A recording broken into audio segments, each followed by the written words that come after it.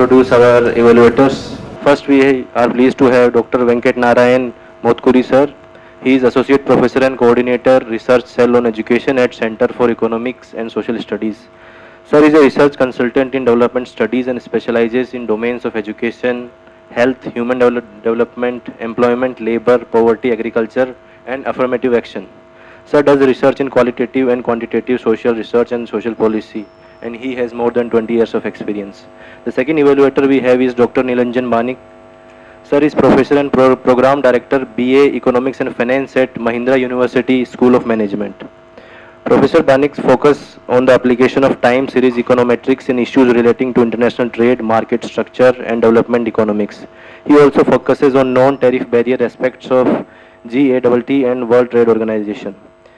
Sir also has experience of working with institutions like Australian Department of Foreign Affairs and Trade, Ministry of Commerce, Government of India, and World Trade Organization, Geneva. And the third evaluator we have is Dr. Amirullah Khan, whom we all are acquainted. So with this, I request the first group to start with the presentation. Yeah. It's a sincere request that please stick to the timeline of 15 minutes. All right. Before the first group starts, thanks Abhishek. Thanks everybody. I just wanted to take 2 minutes to tell you that what we have today is a very special group of professors.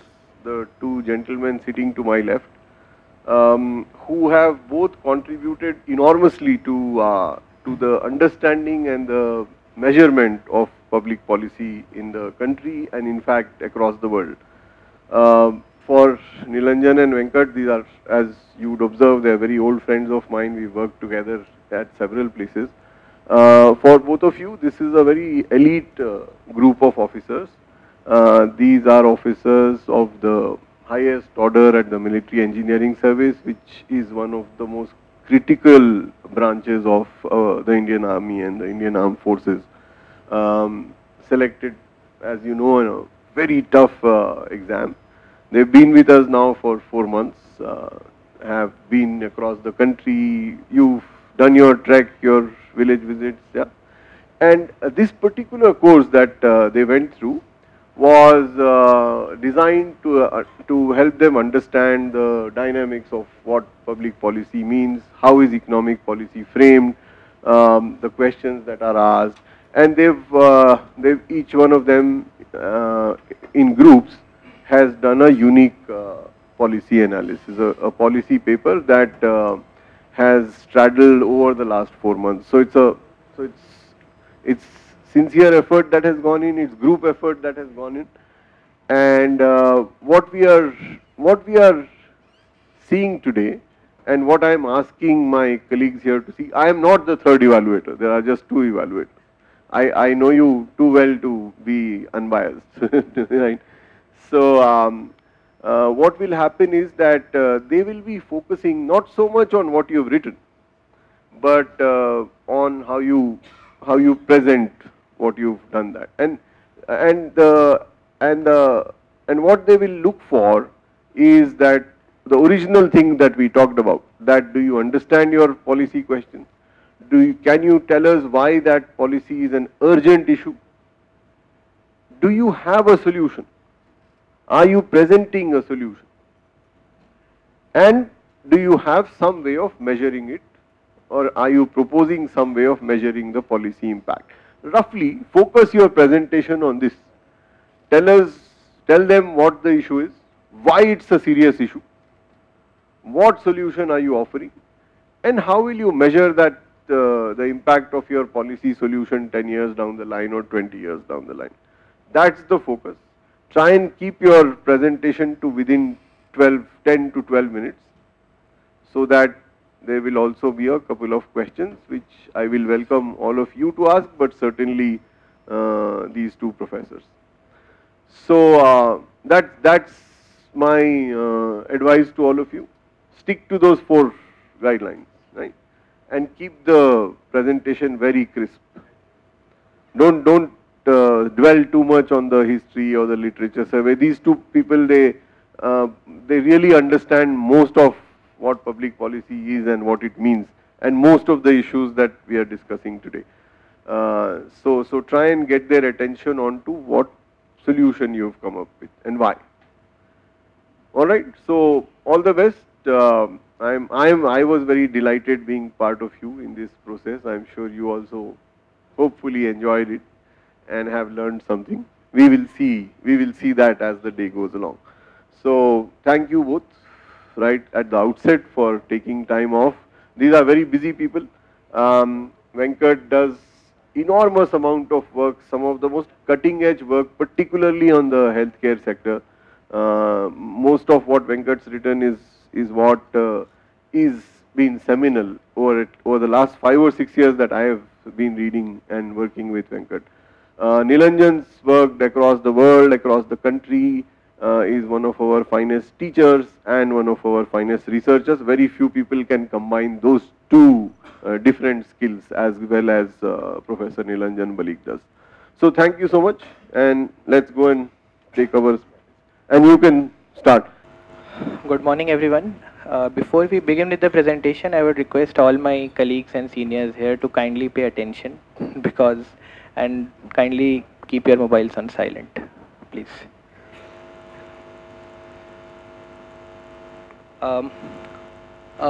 We had selected a topic, India's food security challenges, a holistic and multi-sectoral policy interventions. A couple of reports have come out in the recent years. The SOFI report, as we all know it, and the Global Hunger Index report, in which India has fared poorly. Now, there has been a lot of hue and cry about the credibility of these reports, but what we can say for sure is that there is a problem. As per the data that is there, that 19 crore Indians are still undernourished. And these indicators that they measure are undernourishment, child wasting, child stunting, and mortality. So we have tried to understand the problem on various dimensions and come up with a solution for addressing the same. Good morning, everyone. So the first problem that we need to address for attaining food security is the production of food. No doubt we have done a great job since independence. India has become a food surplus country and a net exporter of food, but still there is a lot of potential and there are many roadblocks. Few of them are small farmers are unable to practice mechanized agriculture. Nearly 86.2% of the farmers in India have less than 2 hectares of land. Also, the land under irrigation is only 50%. Rest of it is rain-fed, which is certainly reducing the productivity. Also, there is a lack of information in the farmers, lack of knowledge on sustainable practices, lack of proper crop monitoring systems. So here we are suggesting few of the solutions. First is the mechanization of agriculture. It is setting up of the custom hiring centers in the villages so that the small farmers and the community farming groups can hire the equipments and practice mechanized agriculture. Online digital platforms for helping farmers in getting better agricultural inputs, sell their farm produce and at a proper cost. Training and visit system can be reintroduced to make them aware about the sustainable and modern agriculture practices. Agroclimatic zones can be re-evaluated like they have been made in 1989. Due to the climate change, there are a lot of issues, so they can be re-evaluated at this stage. Government set up kitchens, that is our major policy intervention, so they can be directly purchasing the produce from the farmers so that boosting the basic income of the farmers. Additional capacity in water storage tanks that can be developed in the dry regions so that during dry seasons farmers may have additional water, and there is a research that says based on Andhra Pradesh that says every 1 rupee invested has given a return of 4 rupees. And finally, the production linked performance appraisal of the administration so that they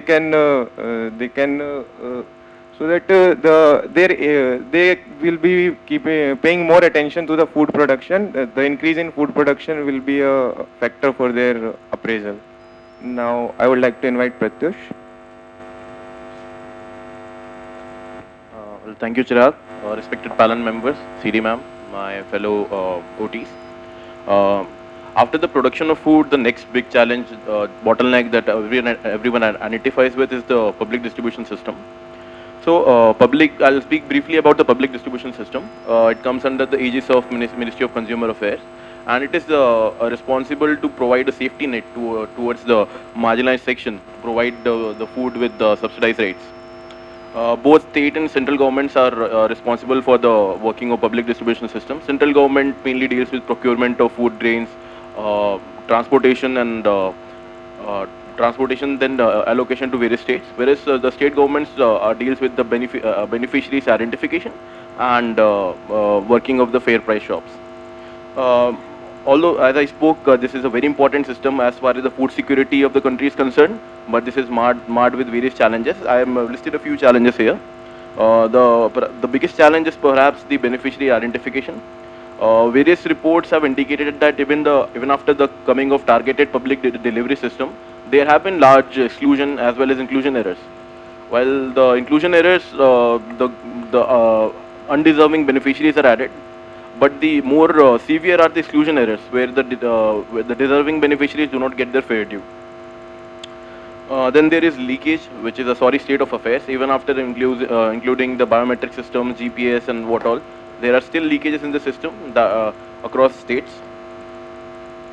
Now there are certain procurement issues. Due to the open-ended procurement policy, government keeps on procuring even beyond their storing capacity. This creates a kind of artificial shortage in the open market and inflates the rate of the food grains, which is neither benefit for the consumer nor for the farmers. Now coming to the storage and logistic issue, CAG in its performance report found out that the storage infrastructure is largely lacking. The speed with which the procurement is increasing year by year, the storage infrastructure is not keeping up with that pace, and we don't even have a proper cold storage to stop the perishing products from getting bad. Now these are certain solutions on the right side that some of the states have implemented. I'll just go through them one by one. There is SMS-based monitoring of PDS inventories. So by this, it can make the process very transparent, and even the government functionaries can make informed decision with regards to procurement of food grains and distribution. Now coming to the next two, these two are interlinked: digitization of ration cards and issue of smart cards. So recently we all must have heard about the one nation, one ration card. So with the digitization, this is becoming a reality. It will basically help the migrating laborers to have the benefits of public distribution system. Coming to the computerized allocation of fair price shops. So this will reduce the arbitrariness in which the food grains are allocated across the states or inside the states among the fair price shops according to the needs. Use of GPS technology to the track trucks, it will create a deterrent towards to reduce the leakages. And coming to the last, web-based citizen portal, it's a good governance tool that can enhance the grievance redressal and also create a sense of accountability. So these reforms, although they sound very wholesome, but these are only implemented in a few states like Tamil Nadu, Chhattisgarh, and still the major part of the India, especially the northern hinterland, they haven't have substantial reforms in the public distribution system, and there are still incidents of these systems not performing to their potential, and which inadvertently leads to poverty and food shortages. There are also debates to replace this whole PDS system with the direct cash transfers, but this also has its own sets of challenges and issues. Now I call upon Mr. Deepak Sharma to take the future challenges. Good morning, ma'am. Good morning, sir. Future challenges that are roadblocking for ensuring the food security are climate change. Climate change result in extreme rainfall, accelerated soil erosion, and that has a negative impact on the agriculture productivity.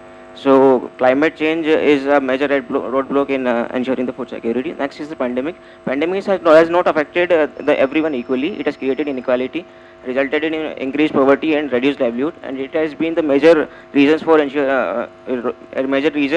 for having food insecurity and low nutritional diet. Third one is low agriculture orientation index. India is having a low AOI. AOI basically indicates the agricultural expenditure by the government in relation to agriculture share of GDP. In this graph, we are seeing that India is having a 7.3% of its expenditure on agriculture, which is lower than the neighboring countries like Bhutan and Nepal. In the second graph, we are having the agricultural productivity of 4 major crops comparing with other countries.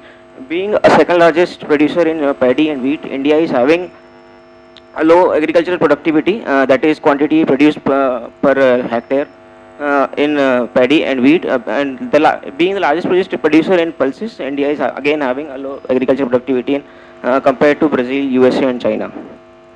The next one is technological divide. Even after the entry of Zomato, Swiggy, majority of our population is facing the problem of low nutritional diet and not being accessible to the nutritional food. Because of technological divide, because India being a developing country, India is having a low technological intervention. So this is a major reason for having a food insecurity. Food versus biofuel. To reduce our oil import, India is focused much more on producing biofuels. Biofuel requires maize and sugarcane as a feedstock. If we are using sugarcane and maize for biofuel, producing biofuel, then it would be a major food security challenge for us. I'll be focusing on the solution part now. Solution part, climate change resilient crop, if we are using, then we'll be having means we can overcome the issue of climate change problem. Planting legumes will have reduced soil erosion. Then the next one is for reducing inequality, government should focus on the vulnerables. Fostering rural urban linkages will also have the advantage in assuring food security. Midday meal scheme, government is running midday meal scheme for the children. It can be extended to the whole family. It will have an added advantage of having a higher enrollment ratio and child retention. The next one is technological intervention. We can have hydroponics and aeroponics, which can be used in areas where we are having poor soil quality. Now I would like to invite Mr. Bala to continue. Good morning, sir. Good morning, ma'am.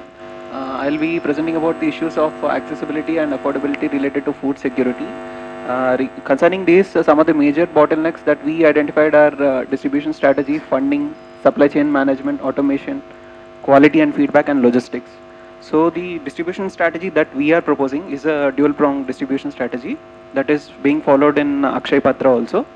So the scheme is that in bustling urban centers, a centralized kitchen model will be established, and in rural areas, a decentralized kitchen model will be established. In the centralized kitchen model, kitchen will be set up and food will be prepared on a large scale, and it will be distributed to the food centers all over. And the meals will be given 2 times in a day, once in the afternoon and once in the evening. And these meals will be provided free of cost to the people having BPL and Antyodaya cards, and it will be provided at a nominal charge to other people. And in the rural centers, decentralized kitchens will be established in small, the scale of these kitchens will be small, and it will be established in areas giving weightage to the areas with the highest prevalence of undernourished areas and areas with highly fragmented landowners. Coming to the funding and supply chain management. For the purpose of funding, we are proposing that government will be providing the subsidies, and donations can be collected from the private sector, and income tax benefits can be provided for the donations coming from the private sector. Tax exemptions can also be provided, like road tax and sales tax. And for this supply chain management, we face the problem of price hikes and economic volatility. So to address these issues, material can be purchased in bulk and they can be purchased in wholesale. and this procurement can be done at a centralized level. And for the materials that are purchased in bulk, they can be stored in storage rooms. And to address the issue of this price hike and economic volatility, one more thing that can be done is the long-term contractual agreements can be done with the supplier to get the material at a fixed price. Regarding automation, so automation can be employed at a large scale in these food centers, and these are some of the equipment that we propose for automation. By using these equipment, we can address the constraints of space, time, and labor. And minimal human contact can be established, and this ensures that the food is of better quality, and safety can also be ensured. For this quality, to ensure quality, we can follow the process of first in, first out, first expiry, first out, and critical control points, like critical temperature points can be established at the places where food is being cooked and food is finally delivered. Steam sterilization can be done for the vessels in which the food is prepared, and for the vehicles which are carrying the same. Feedback can be collected from the users and workers to increase the quality of the food and also the productivity of the process. Concerning the logistics, demand figures can be collected on a daily basis, and daily deliveries can be documented. So using operation research, we can analyze these tools. We can analyze this data and come up with a better optimal solution. Due to the constraints of time, I am not going into this model, sir. I will explain it later once time is available. And to conclude, apart from what he has explained, the food scheme, these are the certain other interventions which we can use. Formation of an All India Health Service, which is already in the pipeline for many years, because we need a dedicated cadre of people who are solely focused on solving the food security problem of India. And the use of big data and AI and ML to understand and target the beneficiaries and to correct the inclusion and exclusion errors. And the future is we can have a toll-free IVRS system to get into the nearest centers, like wherever there is a problem of hunger and all, so people can just directly call and order for it. It's a futuristic thing. First we are focusing on the centralized and decentralized kitchen, and the future will be this. And these counters will be installed at all the public places like the railway stations, bus stands, government schools, panchayat buildings and all. And also the district collectors, and not only the collector, and all the health officials should be made responsible with a penalty with their marks in the performance review if they fail to live up to the expectations. Thank you.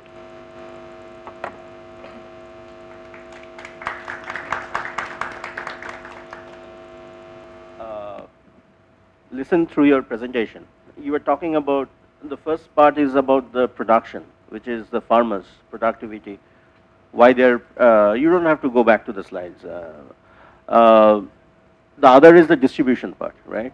Now, when it comes to the distribution, which government do you think, central or the state, which has the onus of distribution?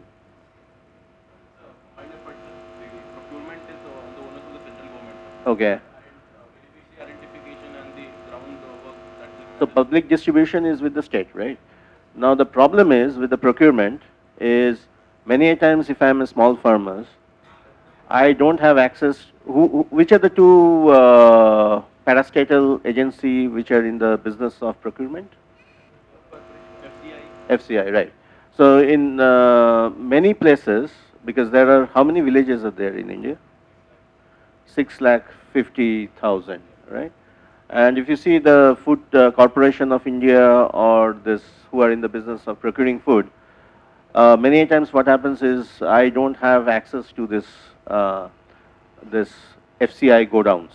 Not only that, if the government were to procure, it happens so many times that let's say the harvest is in the month of October or November, these people will come sometime in January, February. So what I do with that, you know? So that supply chain thing somehow I'm not able to see. Do you have anything in mind? Because again, if I look into, so the solution would be I have access to cold storage, right? But if I'm a small farmer, as one of you were pointing out, I also don't have access to cold storage. So what would be the solution for that?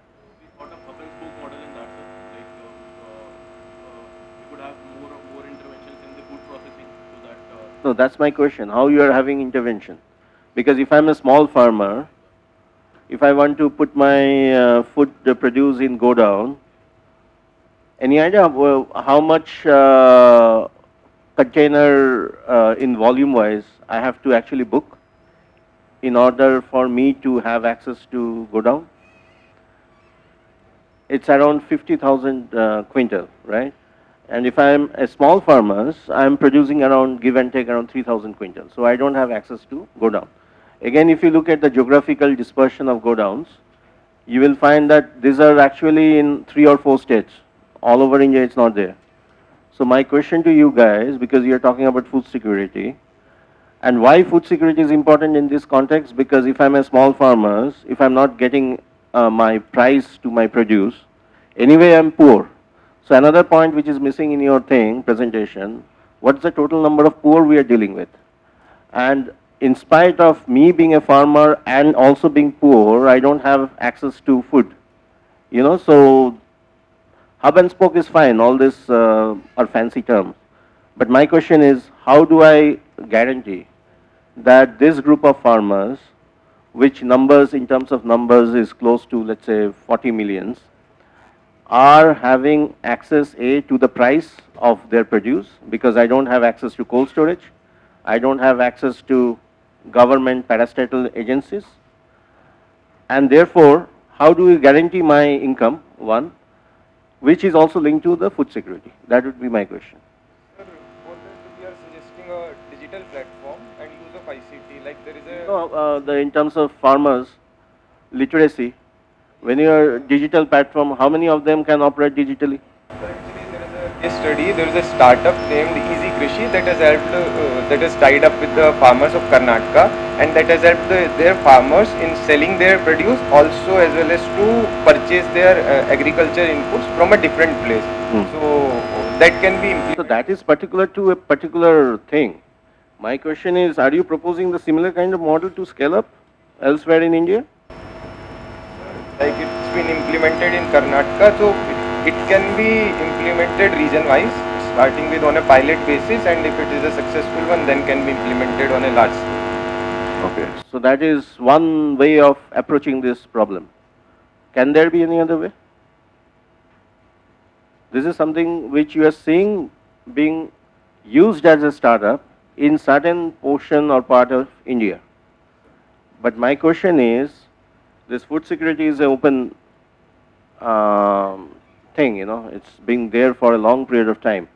In particular, because of increase in income inequality, this has become even more crucial. So as someone from the elite class, in a way, because you are graduating from here, what would be your suggestion to the government? Because I see the problem. The problem is I don't have access to Food Corporation of India. Second is I don't have access to cold storage, which is also not there in other parts of India, which is kind of. So what would be your, in a very simple way, because most of the thing what is happening is the middleman or the aggregator. We have aggregator not only in Uber and Ola, but they are also aggregator in the village, you know. So it's the age of the aggregator, which is also increasing the income inequality. So one of the solutions that we deliberated, this was like you said, there is a problem of access. Like the small farmers don't have access to FCI. So it's a very, I don't know whether I should say this or not. We thought like, why cannot the government go to the doors? Like we have a garbage collection system in the cities and now in the villages also.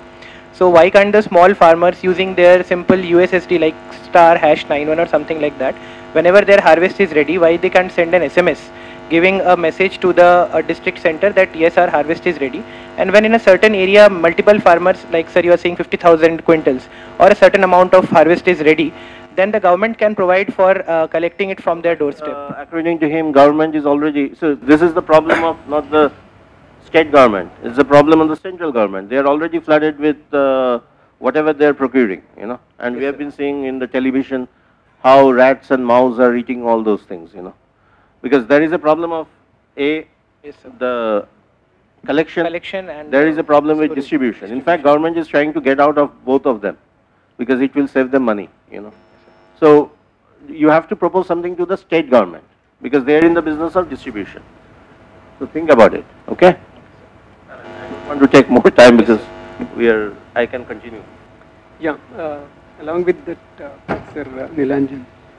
Yeah, basic problem earlier we were facing, that was production. Now, have we overcome that production problem?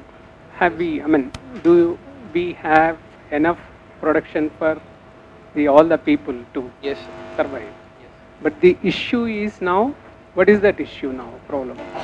It is the distribution of the production for, equal amount or whatever sufficient amount needed for the sufficient nutritional level food.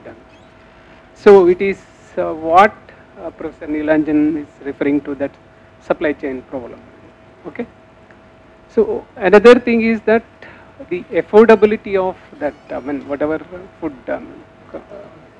grains, and so there comes the price issue also, and then comes the what Professor Nilanjan is talking about, income inequality, that is leading to the issue of affordability problem. So how do we come? It's not only the striking the problem of this only, but there is a larger social policy that is needed.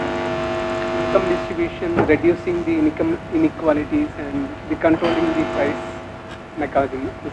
That prices of food grains. That is also that.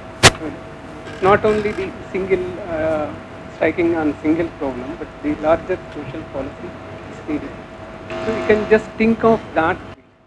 Sir, for one of that things that you said, the farmers themselves are like poor.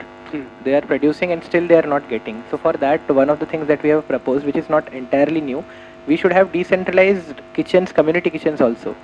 First problem is farmers are not able to sell their produce. So rather than first storing it in FCI big godowns and then letting it rot, we can have small centers at least block level or village, not village, at least at block level, where we can directly store it, obviously after giving price to the farmers, and then use it there itself for making the food, for making it as a community kitchen and giving it to all. If you have a BPL, if you are already an identified beneficiary, then you can get it for free. Even if you are not, you can get it for a very nominal price. That is not a very radical solution, but it will help in a good way in addressing both. Means the farmers, they are also able to sell their produce to the government directly. The state governments can take the charge here, and also the food security problem. Means the people are sleeping hungry, as GHI is saying that 19 crore Indians are still not able to get proper food. So that will also help, because decentralization, I think, is the key in our country, because we cannot have very centralized systems and then think that something big will happen. This is one of the things that we have proposed. Yeah, what is the taking it as a mission mode of that's a ready-made kind of solution to strike that. Those who are having hungry, and of course, okay, that's fine. And then I have little two clarifications are needed. You are proposing somewhere this SMS-based monitoring of inventories. How do you do that? Sir, because SMS-based monitoring can be done through the beneficiaries, but not, how do you do this inventory, monitoring of inventory? Sir, for inventory, sir, it is basically to help the government officials, sir. Okay. Yes, sir, to make an informed decision while procuring. Not SMS to yes, sir, for that we have a web portal, sir, for the citizens. They can access it, sir.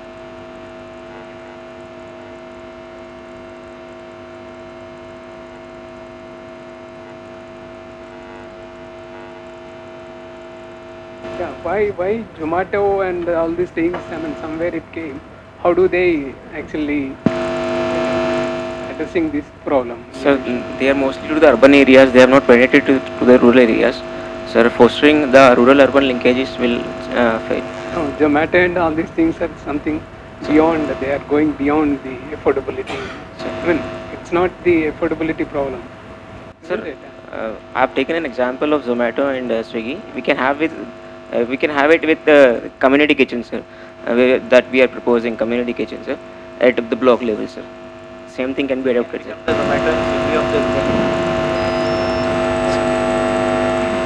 Thank you, sir. Good morning, sirs. Good morning, ma'am. I am Pooja Godara and my group members Ajit, Prabhat and Sachin sir. Our topic on this policy is flood management in India. Basically sir, we have covered the following topic in this policy. Starting from introduction, then we concluded the flood prone area, then how it impact to country and what the current approach is existing in the country, and then discuss about the reduction and mitigation, and we also discuss one case study to regarding flood management and to suggest some recommendation for this policy. Sir, as per geographical position, India is the most affected center of disaster in South Asian country.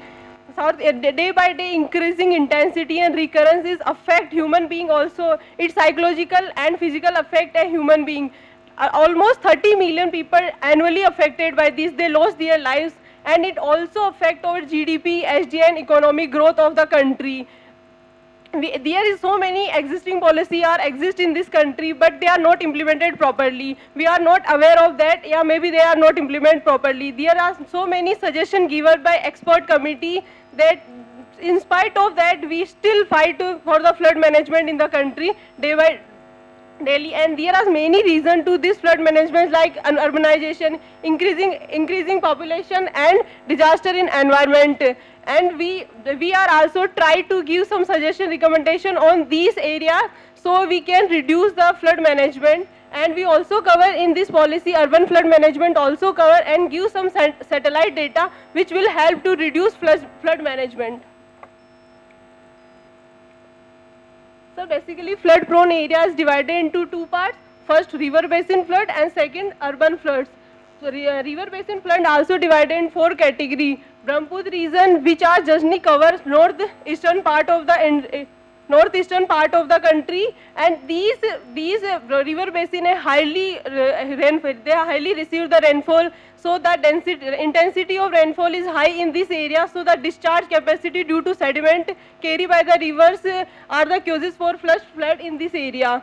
And in Ganga region, basically the rainfall received is very less, but the tendency of this river to change the course is very high. And the third northwest region is covered mainly north part of the India, and it is not as high affected like Brahmaputra region and Ganga basin. And central and Deccan region rivers are very well organized, so the flood are less chances in flood in this area as compared to other region. Now Prabhat will continue. Good morning, sir. I will be dealing with the impacts of the flood which causes to human lives. So,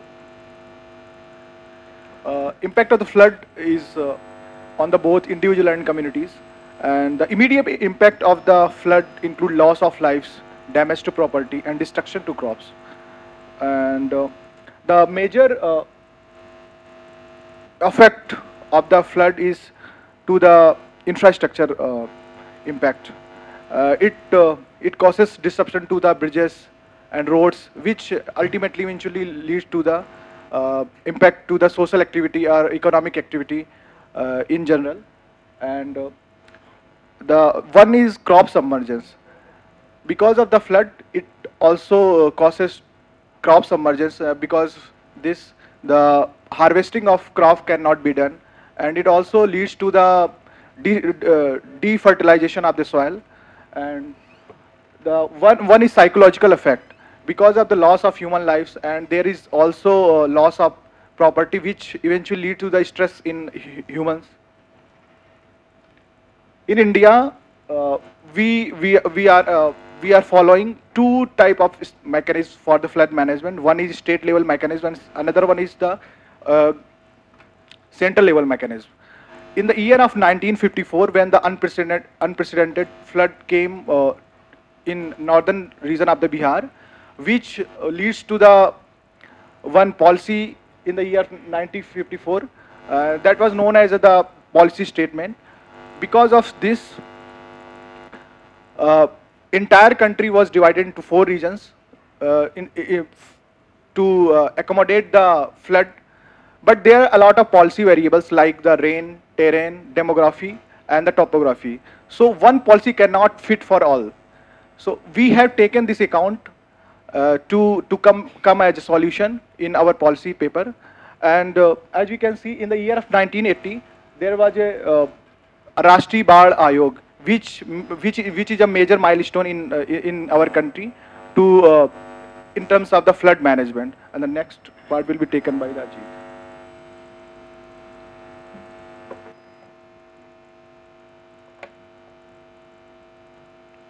सुप्रभात sir, मेरा नाम अजीत सिंह है। हम यहाँ पे flood के mitigation और reduction के बारे में बात करेंगे सर। सर इंडिया जैसी कंट्री में जहाँ साल भर की बारिश 4 महीने में होती है, इतना ज़्यादा वेरिएशन है, तो बाढ़ तो आएगी सर। हम उसे अवॉइड नहीं कर सकते, हम उसे जस्ट रेगुलेट कर सकते हैं कि वो हमें कम से कम इफेक्ट डालती हो सर। सर बाढ़ को काबू में रखने के लिए सर हमारे पास 2 तरीके हैं। कन्वेंशनल तरीका जो अभी तक हम यूज करते थे, अनकन्वेंशनल तरीका जो वर्ल्ड वाइड अभी तक यूज किया जा रहा है सर। कन्वेंशनल तरीके को भी हम 2 तरीके से क्लासीफाई कर सकते हैं सर। एक है स्ट्रक्चरल, एक अनस्ट्रक्चरल। स्ट्रक्चरल मेथड में सर लगा दो। स्ट्रक्चरल मेथड में सर हम लैंडस्केप चेंज कर रहे होते हैं, जो इन्वायरमेंट इफेक्ट भी रखता है।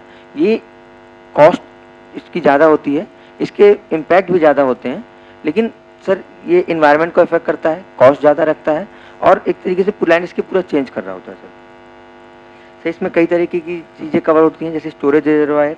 सर स्टोरेज रिजर्वायर में हम अभी तक इंडिया का ज़्यादातर फोकस स्ट्रक्चरल एस्पेक्ट में था कि हम लोगों ने रिजर्वायर्स बनाए, डिटेंशन बेसिन्स बनाए सर, चैनल का मॉडिफिकेशन किया। चैनल मॉडिफिकेशन सर पहले भी ज़रूरी था, आगे भी ज़रूरी है, क्योंकि कैरिंग कैपेसिटी यदि हम रिवर्स की नहीं बढ़ाएंगे तो it will affect the flood plains. तो लैंड ट्रीटमेंट भी ज़रूरी है सर। लीव्स एंड फ्लड वाल सर, सिटीज़ के आसपास सर लीव्ड फ्लड वाल का यूज करते हैं हम, ताकि जो सिटीज़ हैं उसमें इम्पैक्ट कम हो जाए सर। लेकिन मैं ज़्यादातर focus sir non structural aspect में रखूँगा, क्योंकि सर वो हमारा नेक्स्ट मूव होना चाहिए सर। इंडिया में सर अभी तक हम लोग बाढ़ पे ध्यान नहीं देते। बाढ़ आती है, लोगों का इफेक्ट करती है, और हम ध्यान देते हैं बाढ़ आने के बाद हम क्या कर रहे हैं। लेकिन सर हमको ध्यान इस चीज़ पे देना चाहिए कि बाढ़ आने के पहले हम क्या कर सकते हैं सर। तो हम लोग फोरकास्टिंग, फ्लड फोरकास्टिंग कर सकते हैं सर। हम मेट्रोलॉजिकल डेटा हमारे पास IMD के उससे आ सकता है सर। हम इससे ये पता लगा सकते हैं कि हमारी बाढ़ किस लेवल की आएगी, कितने वक्त पे आएगी। तो हम सर उसको यूज करके पहले से ही अपने को प्रिपेयर कर सकते हैं फ्लड के लिए सर। सर हम लोग को फ्लड प्लान रेगुलेशन की आवश्यकता है सर। हमारे यहाँ पे जो भी बाढ़ के जो डूब क्षेत्र बोलते हैं सर, उसमें लोग इंक्रोचमेंट करते हैं। हमें पॉलिसी इंटीग्रेशन की ज़रूरत है, ताकि हम उस एरिया को हम उस एरिया को यूज कर सकें वाइल्ड लाइफ एक्टिविटी के लिए और ह्यूमन इंक्रोचमेंट से बचा सकें सर। इसके लिए सर हमें लैंड एक्विजिशन करने की ज़रूरत है और फ्लड इंश्योरेंस की ज़रूरत है, ताकि जो भी लोग अफेक्ट हो रहे हैं सर हम उनको वो प्रोवाइड कर सकें मदद। नॉन कन्वेंशनल मेथड में सर हम लोग जो भी इंडिया में अभी हो रहा है सर, जैसे रिवर लिंकिंग, हमारे इंडिया में सर ड्रॉट भी है, बाढ़ भी है। हम रिवर लिंकिंग के मदद से इन दोनों चीज़ों को जस्टिफाई कर सकते हैं, कम कर सकते हैं। और low impact development of green infrastructure sir, जो भी हमें डेवलपमेंट करने हैं सर वो ऐसे करने हैं कि वो ग्रीन इंफ्रास्ट्रक्चर उसमें हो और बाढ़ वाले जो रिवर्स हैं उनको कम से कम इम्पैक्ट कर रहे हो सर। धन्यवाद सर। इसके आगे सर सचिन सर बोलेंगे। Morning sir, morning ma'am. I'll be discussing about the case study. When we started with our policy paper, this was our topic, but we could not come up with any recommendation for it, so we went with generalized view. So what happens in the Kosi floods? The Kosi originates in Tibet region and runs through hilly regions of Himalayas and enters into India near Supaul district in Bihar, and then merges in Ganga. So it forms an inland delta there, and it merges. It has many tributaries also. So a whole lot of land is totally covered, is waterlogged, and is totally flooded. So government could not come up with any solution, and they went ahead with forming embankments around it. So 2.14 lakh hectares of the land is in between the embankments. So there is a wide difference in living in lifestyle of people living inside the embankments and outside the embankments. And construction of embankments have not solved the problem, it has further aggravated it. Like before the construction of embankments, there was no waterlogging problem. The flood used to come and After the water recedes, there was no waterlogging issue. But now we can see. So just to protect an area of 2.14 lakh hectares, we have converted the whole 4 lakh hectares into waterlogging issues. Now there is flood problem everywhere. So what we can do? We can't break the embankments now because it will leave us with sand deserts, and there are settlements all around the embankments and inside also. So what will happen to those settlements? We can come up with dredging, but it will be very uneconomical on such a large scale. The construction of High Dam is going on for nearly 60 years, and we could not come up with it because Nepal is providing some hindrance in it. People have come up with safety embankments, bunds, small bunds, but that is not a permanent solution to it. D.K. Mishra, in a paper, he tells that we have to start living with floods. We have to channelize, and we have to come up with developments inside the territory of the flood. Like we can construct bamboo houses. We can come up with water-centric development models. And coming to relief and rehabilitation, the government tells that if you have 10 katta of land inside the embankments and in that 10 katta, if you have only 2 katta of house and remaining 8 is agricultural land, so we'll give you 2 katta of land outside the embankments. But that is not the solution.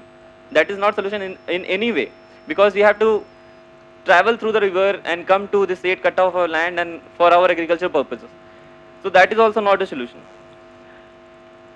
Coming to recommendations, for semi-urban and urban flood, there is a concept of urban flood hazard index, which takes into account factors like elevation, slope, drainage density, land use, flood water depth, and distance from river stream. So using this index, we can come up with a zonal map, and our strategy for flood management can be based on that zonal map. For rural and coastal areas, as I told, there is traditional approaches to it. Before construction of embankment in Kosi River, people used to have different approaches to it.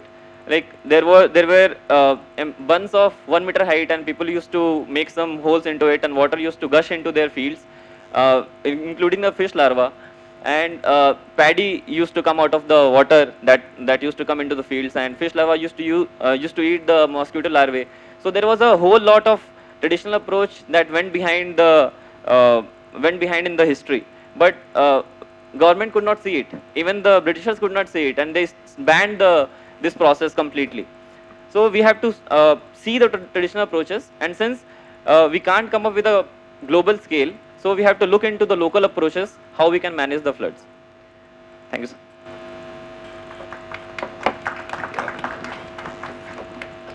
There are two things which are happening as I go through your presentation, like what he was saying. One is the structural thing, the other is the non-structural. Now, India has actually done quite a bit in terms of, because if you look into the number of deaths happening because of floods, it has actually reduced dramatically.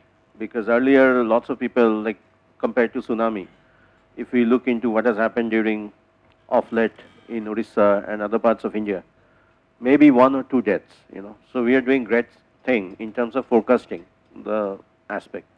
I wish I would have seen few other things in your presentation, which is why flood is happening so intermittently, you know, because one is the change in climate, because of which you see the cloud burst and things like that, which is leading to more number of floods happening per year as compared to earlier years. Now, I also wish that maybe, because in India, less than 45% of our land is under irrigation, but at the same time we are also having flooding, you know. You briefly mentioned about linking of the rivers, but is there any other way, you know, which will actually use this flood water? One can be water harvesting, like what has happened in the case of Tamil Nadu. Earlier, Chennai, the city of Chennai, they used to complain about not getting enough of water, you know. But because you are thinking of some policy recommendation, can we think of such like water harvesting or any other technique? Because in Calcutta, as we speak, the problem is rivers, you know, because of their building lots of construction. by filling up the ponds. So because of that, in some neighborhood, where, like the neighborhood which I grew up, we never used to see flood water coming. But of late, we are seeing that neighborhood is getting flooded. So as a case study, you can actually look into two different ways, you know, what the government can do in order to prevent flood, because the government is doing a fantastic job in terms of forecasting and saving the lives. But this is beyond saving lives, right? It is beyond trying to look into that, ensure that your livelihood is secured, you know. So those kind of things, maybe you can. Those things are included in the reports, not in this. Yeah, but I didn't see in the presentation, you know. So that's fine. Okay, thank you. Yeah, it was good, but one of the thing, of course, I mean, along with some of the things which I mean are missing that Professor Nilanjana. Yeah, we could also little discussed about this the causes and other issues with the urban flood management. I didn't see much on that urban. I mean, you mentioned, but the issues related to that. I mean, any mechanism for that. I mean, most of the thing all that discussion. Yes, I mean, I know. That is one kind of thing. Yeah. And then we have elaborated urban flood in our policy report. Yeah. We have one whole dedicated page for this urban flood regarding evaluation of how urban flood is happening and the possible solution to it. Yeah. So we have, as sir in the previous presentation, sir has pointed out that you should more focus on the urban flood. So we have included. Then other one, I think the drainage system of the natural drainage system, how we are actually protecting that and then doing that. That could have been one point. We are not working on those things. Because interlinking or reverse is no way going for the natural drainage system. So if we follow that path, so one way we are recommending that interlinking of path is good, and then we are saying that we have to protect natural drainage systems. So that doesn't work. Thank you. My name is Praveen Kumar, and we are here to present a policy paper on holding awareness session to empower India with Mr. Kamal, Mr. Rahul and Viresh. So first of all, we discuss why we need it. क्योंकि हमारी जो government है जो भी policies बनाती है वो rural India सब पूरे इंडिया के लिए बनाती है, बट जो रूरल इंडिया में होते हैं पीपल उनको लैक ऑफ अवेयरनेस के कारण चीज़ों का पता नहीं चल पाता, जिसकी वजह से उन पॉलिसीज़ का बेनिफिट ले नहीं पाते हैं. सो हम लोग बेसिकली ये करेंगे कि रूरल इंडिया को एम्पावर करेंगे, लोगों को गवर्नमेंट पॉलिसीज़ के बारे में बताएंगे, ये सारी चीज़ें करेंगे. बेसिकली मैं एग्रीकल्चर सेक्टर को डील करूँगा. As we know that India में अप्रॉक्सीमेट 58% पीपल जो उनका रोजी रोटी का साधन होता है वो एग्रीकल्चर होता है. और दूसरा कि और जो इंडिया का एग्रीकल्चर में जो कंट्रीब्यूशन है, एग्रीकल्चर का कंट्रीब्यूशन है ग्रॉस वैल्यू एडेड में, वो अप्रॉक्सीमेट 16.5% है. सो बिकॉज बेसिकली जो प्रॉब्लम्स हैं वो ये हैं कि लोग अनसाइंटिफिक तरीके से खेती वगैरह करते हैं, जिसकी वजह से एग्रीकल्चर का इनपुट बढ़ जाता है, फाइनली उनकी प्रोडक्टिविटी घट जाती है.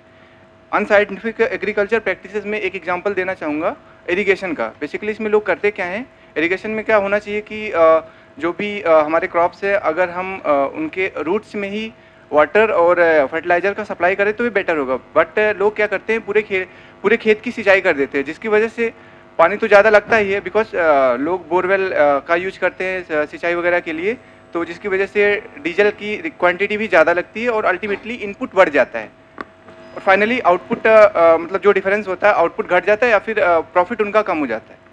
एक तो दूसरा ये होता है कि improper utilisation of organic waste. क्योंकि ऑर्गेनिक वेस्ट जो होता है एक तो घर से निकलता है, दूसरा एग्रीकल्चर वेस्ट होता है. पीपल क्या करते हैं, जो एग्रीकल्चर वेस्ट होता है खेत में ही जला देते हैं, तो इसका एक तो इन्वायरमेंट पे इसका इम्पैक्ट पड़ता है, दूसरा जो खेत में बैक्टीरियाज होते हैं, जो गुड बैक्टीरियाज होते हैं क्रॉप्स के लिए, वो भी मर जाते हैं, जिसकी वजह से खेत की प्रोडक्टिविटी घट जाती है। तीसरा क्या कि लोगों को सॉयल कंडीशन की पता नहीं होती कि लाइक खेत में कितने क्वांटिटी में फर्टिलाइजर्स की रिक्वायरमेंट है और कौन सा क्रॉप लगाएंगे तो प्रोडक्टिविटी ज़्यादा होगी लाइक दिस। और फोर्थ वन इज लाइक फसल तो हमारा तैयार हो गया, उसको कटाई उटाई कर लिए, फिर उसके बाद हमें मार्केट का एसेस नहीं होता, लोगों को पता नहीं होता कि कहाँ पे बेचना है। तो इसके लिए लोग क्या करते हैं कि जो गांव में बिचौलिए टाइप के होते हैं उन्हीं को बेच देते हैं, तो उसमें प्रॉफिट ऐड हो जाता है उनका भी, जिसकी वजह से फार्मर्स को कम प्रॉफिट मिलता है। तो ये सारी प्रॉब्लम्स हैं। और जो सॉल्यूशंस हैं, सॉल्यूशंस में ये हो सकता है कि जैसे मैंने बताया कि एग्रीकल्चर का एग्जांपल दिया, इरिगेशन का एग्जांपल दिया अनसाइंटिफिक एग्रीकल्चर प्रैक्टिस में। इसमें अगर हम ड्रिप इरिगेशन का यूज करेंगे तो एक तो वाटर की क्वांटिटी कम लगेगी, जिसकी वजह से डीजल वगैरह की रिक्वायरमेंट कम होती है, फाइनली इनपुट कम होगा, जिसकी वजह से profit. Sir insect light trap ये होता है कि हम यहाँ पे विलेज विजिट में गए थे, तो वहाँ पे हमने एक चीज़ देखा जो वहाँ पे लोग करते थे, ये खेतों में एक लाइट जला देते थे, तो जिसकी और उसके नीचे एक पॉट रख देते थे जिसमें वाटर होता था या सॉफ्ट सोल्यूशन होता था, या उसमें केरोसिन वगैरह डाल देते थे। तो जलाने के बाद इंसेक्ट्स वगैरह जो वहाँ पे गिर जाते थे मर जाते थे। बेसिकली उसके लिए पेस्टिसाइड का यूज नहीं करना पड़ता था उन लोग को। नहीं प्लांट में नहीं सर, एक सर्टेन एरिया में तो सारे इंसेक्ट मर जाते हैं, तो पेस्टिसाइड का यूज नहीं करना पड़ता। Morning sir, morning ma'am. My name is Viresh Chauhan.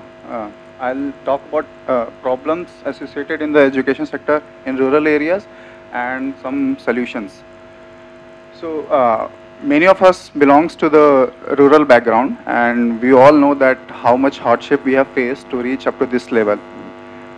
So why we have to face those hardship? These are some few problems like lack of awareness, education importance. There are many reasons about this awareness. First of all, lack of knowledge. Basically the education, they are not getting enough education. That's why they don't know the its importance. Second one is digital dividend. If we compare the urban counterparts, they are using net connectivity in a better productivity, for a better productivity than our rural people. We are not digital divide. So as you all know, most of the enrollment are going online, whether it's school or colleges. So rural people don't have either access or they don't have enough knowledge how to do it. So these are some problems like financial condition. They are not that financially capable to send their children to the private schools or private colleges or in any other colleges which requires lots of fees. Fourth one is lack of awareness about career choices. In not just in rural India, in middle class family also, there are only few career choices we have available. Like, yes. So we'll cover it. Okay. And fifth one is quality of midday meal. Midday meal also attracts few children to the schools. So if you improve the quality of midday meal, we will increase the number of children in the schools. So there are few solutions I would recommend.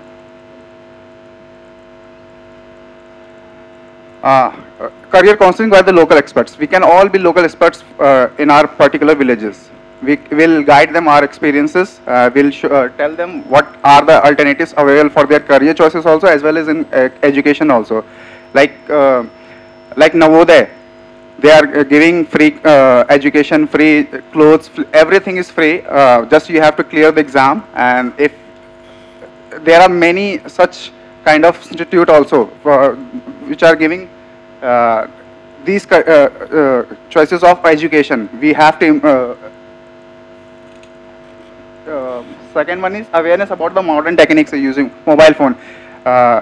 In our urban counterparts, they are using mobile. There are different apps for the better productivity of education. which is not happening in the rural background. So we can awareness about that. And next one is improper monitoring, proper monitor midday meal. If we talk about health sector, and banking sector and ADAM sector will be covered later. So in health sector, we can see that in past 2 years, we have seen how important the health sector is. So basically the problem with the rural India is they don't know the basic procedure that what to do when we get unhealthy. And secondly, they just fear about the expenses, that how the expenses will be covered. There are many government schemes there. So they are basically, sorry. There are many government schemes running. So just rural households, people, they don't know about the schemes only. So our motto is just providing them an expert who can just tell them about their benefits and the procedure, basic procedures that what we have to follow in the hospitals and what are the health schemes they are covered under. So, and coming to the banking sector, basically till 2014 there were less awareness about opening a bank account. Now everyone knows in rural India also. But what is arising is cyber fraud. Cyber fraud now, just by some calls or just by some links, clicking by these links, they got easily trapped. Most of the urban people, they know about via media sharing these information, but in rural India, as they are remotely placed, so they are least awareness about this. So in this sector only, cyber fraud activities, how we can manage to control about it, we can have an expert session. And next, administration and conclusion will be covered by Rahul. Good morning, ma'am. Good morning, sirs.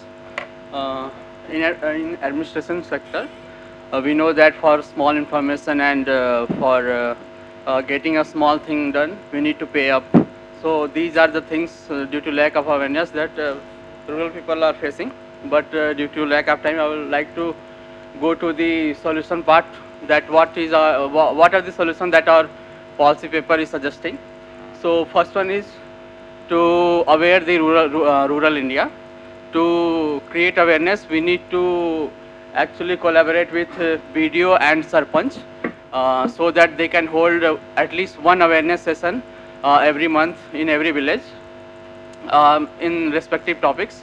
The speaker can be the retired professional of retired professionals. They can tell people that how to do works, how to get your work done without paying up and also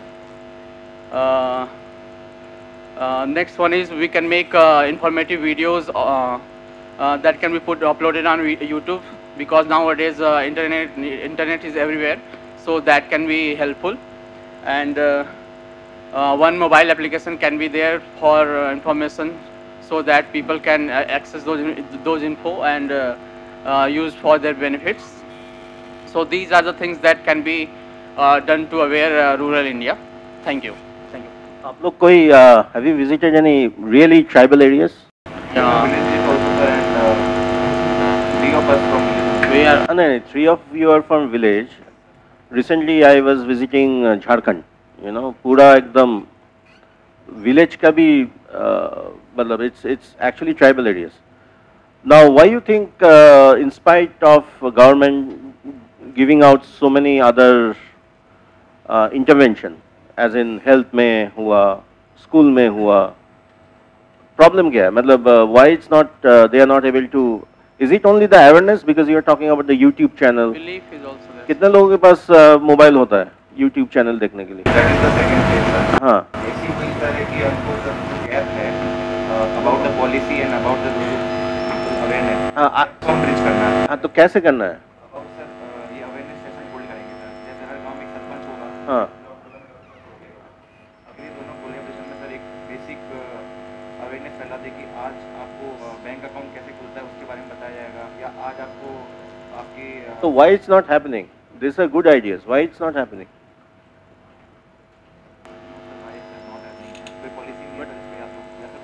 But the main question is the government willing to pay for running this kind of program? You know, in the Jharkhand, what they have done, they have they have created few government posts.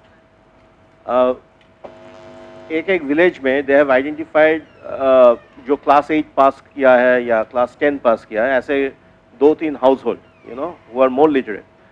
So those people, one member of that family, are given the responsibility to create this awareness. So they have actually done that.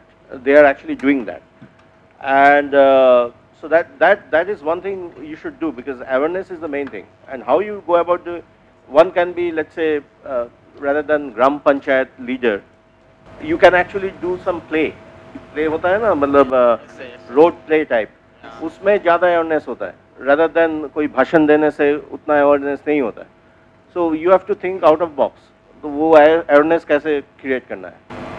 सबसे ज़्यादा important role sarpanch का होगा गाँव के, और उसको भी incentive देना पड़ेगा कि आप ऐसे सेशंस क्यों आप कंडक्ट कर रहे हैं. हाँ, तो what type of session I'm asking? Sarpanch को तो पता ही है. जैसे ये झारखंड में किया, they are actually जैसे यूनिलीवर होता है ना, Hindustan Unilever, they have created every village, एक एक करके उसका एक शॉप होता है. They call it dye something. Professor Ami knows about that. So like that, they are creating that model in Jharkhand, where they are targeting one household member who is more educated than rest of the village, and he or she is given the responsibility of creating such awareness, you know. So anyway. So one thing I think we should be also have idea is that what is that agency that has to take this responsibility? You are just talking about this block development officer, but beyond that, I think, I mean, what is their interest to create this kind of awareness? Whether, I mean, these officers having time and then involving in these activities, but why cannot you take up some idea about the, I mean, NGOs and other community mobilization kind of thing? I mean, that will be whatever is happening now, whatever, I mean, kind of awareness that are brought up so far. This is through a lot of social mobilization activities by civil society organizations, and then, I mean, from the government sector, it is maybe there may be some kind of thing, but most of the things are happening through social mobilization, having, I mean, involving in this civil society organizations. Is taken by the retired professionals, so they will have time because they are retired, so they can easily give their time to the villagers. So local experts in local language. Yeah. We are not summoning someone from outside. Okay. If we have available people here, then they can. Within the village, that's what I'm calling community mobilization. Community mobilization. But that community mobilization also, there should be some motive and some kind of yes. I mean that. If you are making this as a manifesto for the next Sarpanch election, that how many such session you have conducted, you have to put in the manifesto. On that basis also you will get the, so he will be motivated towards that. How many villages you have any idea how many villages are actually conducting Gram Panchayat? I mean Gram Sabha. Are they conducting Gram Sabha?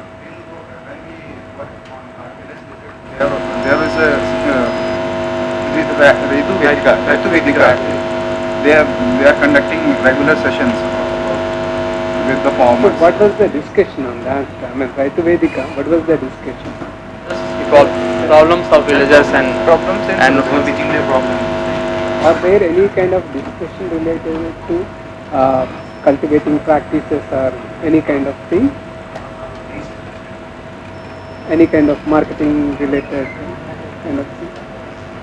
So what is the awareness then we have to, I mean, we are talking about? If those forums are used for the discussion of the relevant kind of thing, that would have been a forum for actually creating such kind of awareness. But either the forums are not properly organized or make sure of that attendance. I mean, for example, this Gram Sabha itself is a very good forum for, creating awareness. And every time they meet and they discuss and they should aware of the issues within the village and then their families also. But that is not taking place. And then how do we get that? Okay, just think of those lines. Thank you, sir. Our topic for policy paper is the regulation of cryptocurrency in India. Our team includes me, Shailendra Meena, Abhishek Singh, Ajay, James and Gaurav sir. So, first I will explain about what is cryptocurrency.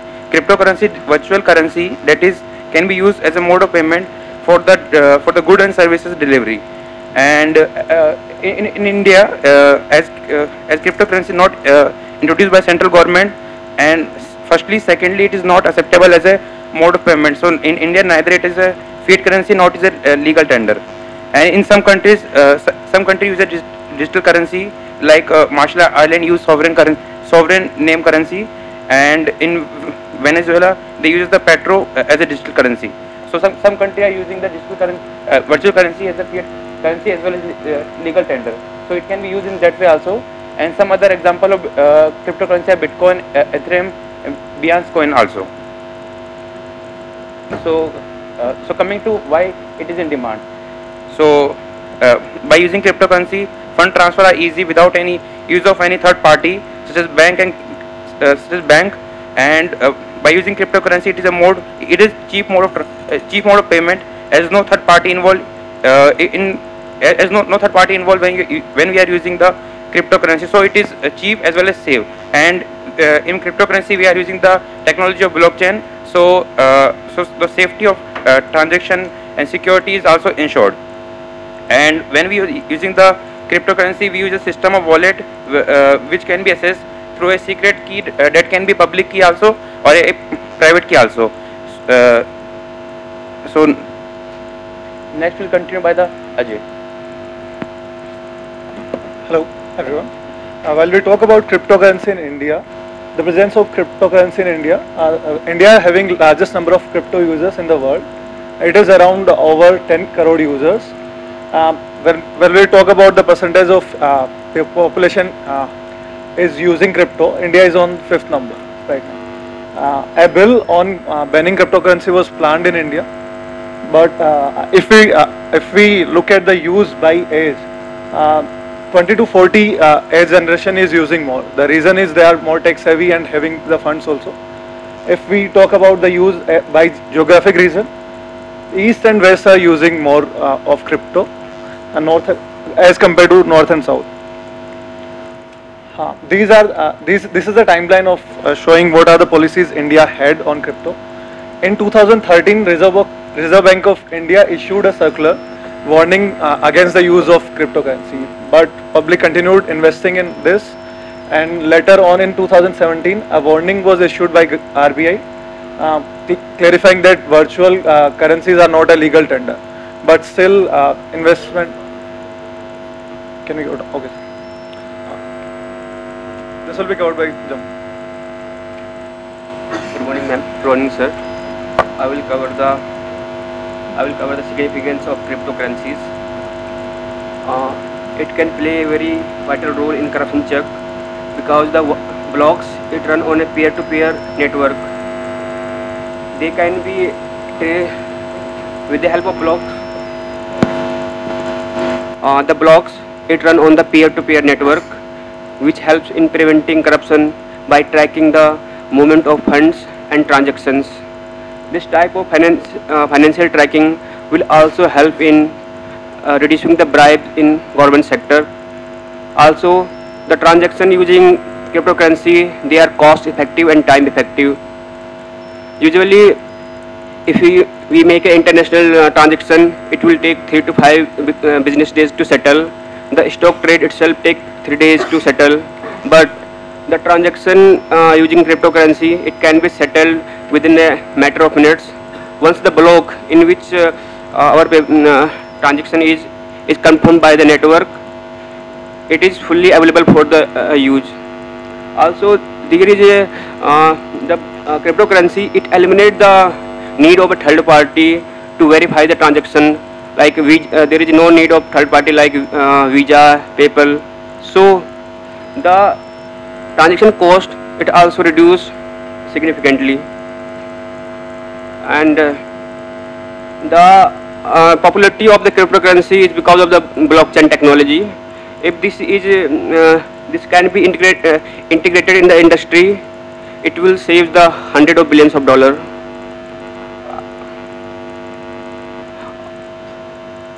The blockchain technology, it can smoothen the process of public procurements, which are vulnerable to the corruptions.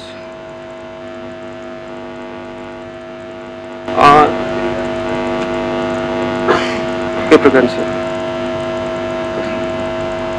Now, by using cryptocurrency, we are not printing any currency, so it will save the cost of that also. Next topic will be covered by Good afternoon, everyone. My topic is concern over cryptocurrencies. This is the concern which is highlighted by RBIs and central government also, like this lacks sovereign guarantee. This is not considered as a legal tender, and because of that we cannot do transactions in our country, and it lacks sovereign guarantee by central bank or central authorities. Second is second is market volatility. In 2017 its price was $20,000, and in 2018 its price dropped to $3,800. So this is market volatility. Risk in security. If we lost private key, then we cannot change the password, and we don't have any option or forgot password or something.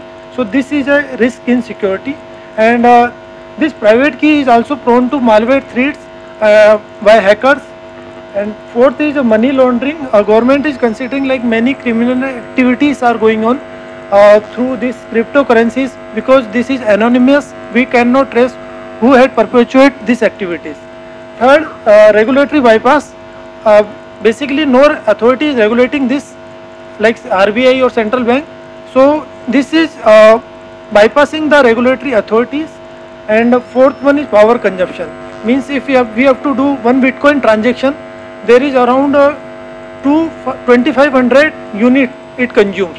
So it is a concern for India, which lacks in energy securities. So I would like to say that these concerns are not very big. Mining, sir. This is mining. Yes. So in transaction, yes. No, sir. In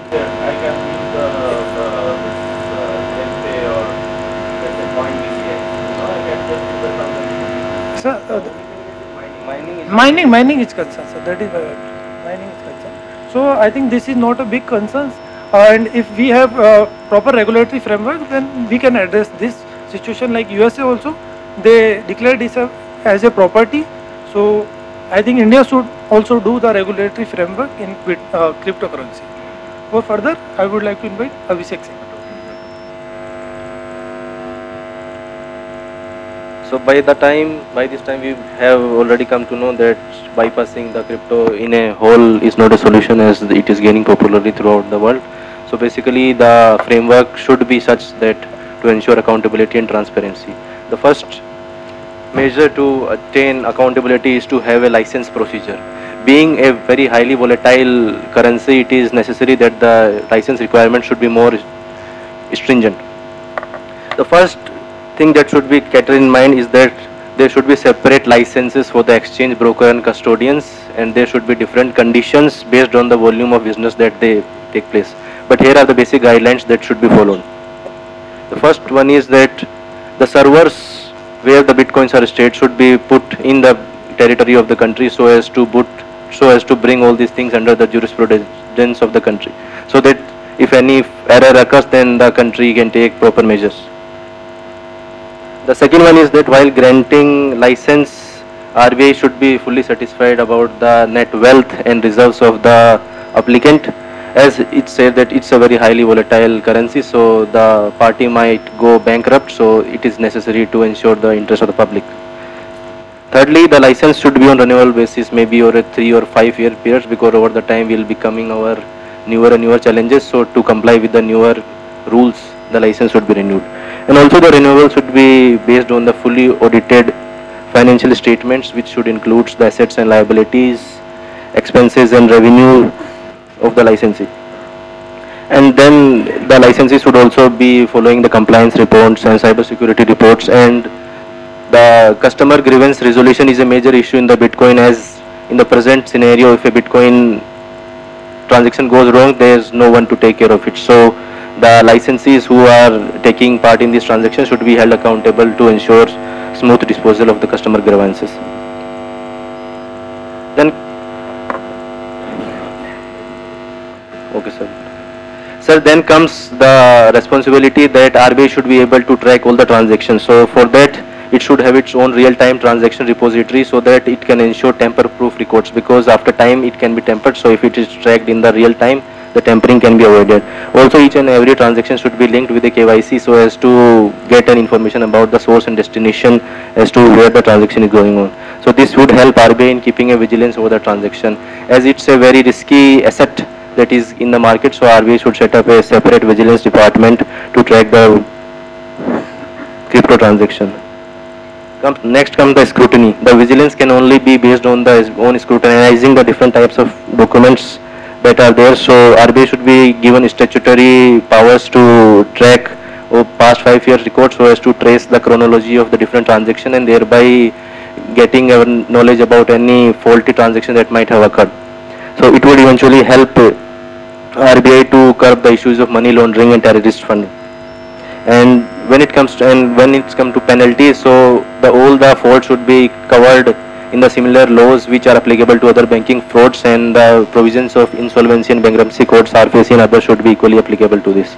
Lastly, the taxation norm that has already been put forth in the budget. So on each transaction there should be a tax imposed, and on the assets, on the interest that is gained on the crypto transaction should be taxed at a flat rate. Thank you.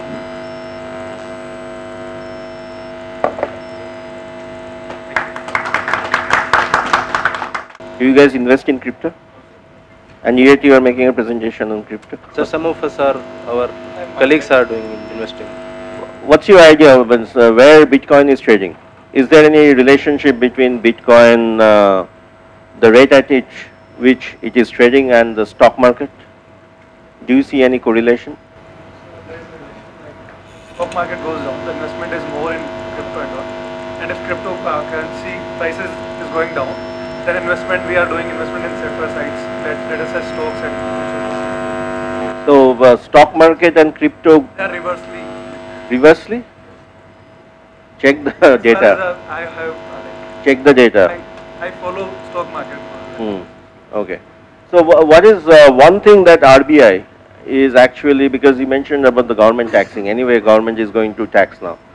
But what is that one thing which RBI is deadly against crypto? What does RBI does? What is the power of Reserve Bank Governor? What he does?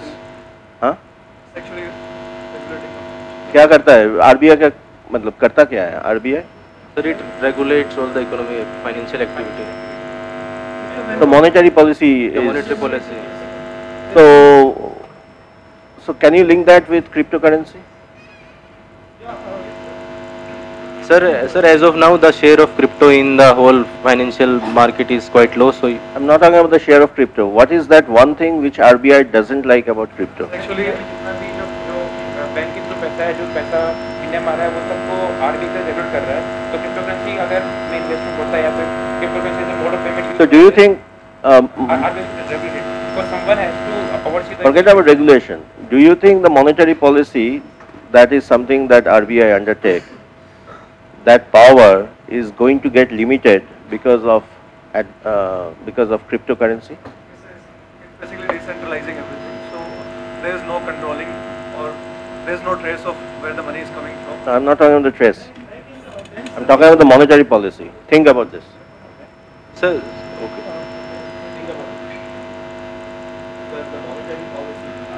tries to control inflation, that I think there are two things. One is that what extent this is used for the purpose of transactions, okay, and another is that cryptocurrency use as as an instrument for the speculative market. So how for this? Like gold, diamond, it's like using as an investment and this speculative market. And so Since they've started like Tesla, they are transacting in crypto only. You can buy a car using crypto. So there are transactions. It's a mandatory kind of thing, or they prefer choice? In a country, sir, in a country like Cuba, it is a legal tender. Legal tender. In Cuba, you can transaction in cryptocurrency also. Like Cuba के पास countries है, Marshall Island है, Venezuela है, cryptocurrency is a legal tender use करते हैं. So वहाँ पे अगर किसी transaction करना है, payment करना है, they make it use the cryptocurrency also. But in India as of now, we don't have the we can't use cryptocurrency as a legal tender. Government is planning to bring the digital currency in some form, so that we can use the digital currency as a payment mode. So what is the cost of the currency? Cost of the currency. For every currency, there is some costs are there involved with that. And compared with whatever the kind of currency system or the transaction making facilities and the crypto, what is the cost advantage for the crypto, or is there any cost advantage? It is trading. जो currently हम जो currency deal कर रहे हैं उसमें जो printing cost is very high. We are using the cryptocurrency, and that cost of printing will reduce. And some whoever is controlling the RBI is have to spend some money on controlling these things. But the cost is very minimum as compared to when we are controlling the rupee or paper-based coin-based currency. That amount is very high as compared to when we are using the cryptocurrency. Then the controlling and regulating cost will be reduced. But you are saying that the power consumption, the mining cost of the Bitcoin, it is high. You are saying. But using the cryptocurrency, digital currency, then we are not doing the mining thing. So our energy input it will reduce because we are using some digital form of currency, not a Bitcoin. Like. Okay.